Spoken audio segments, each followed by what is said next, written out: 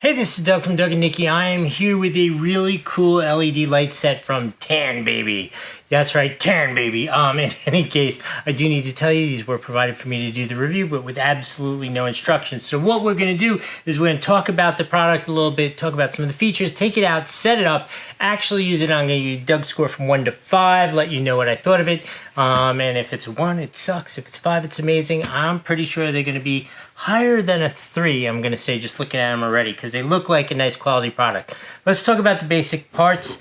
This is the LED light itself with the motion sensor. These are solar powered. So for me, I want to use these to light up my pool equipment at night so that when I go out there, I don't have to start carrying a flashlight or turning things on or off. I just walk out there right to the pool equipment. This should see me, turn itself on. I should be able to see my pool equipment like day. So this is the light part and the motion sensor. So this is the solar panel, which I'm going to install outside where it's exposed to sunlight so it can pick up a charge. It'll send the charge via this wire to this unit where there's an internal battery. Just so you know, additionally, there are these mounting plates, super easy to use to mount it, as well as a remote control feature.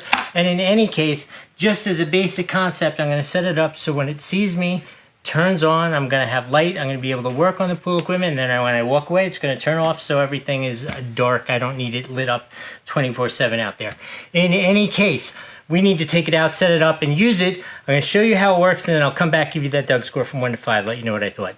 All right, let's go do that. Okay, so this is how I've configured these two.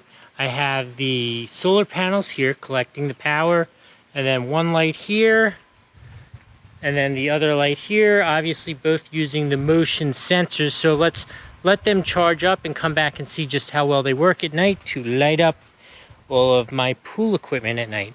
Okay, let's see how these lights work. I have a light on my camera here so that you can see a little bit, but look at how well these lights work.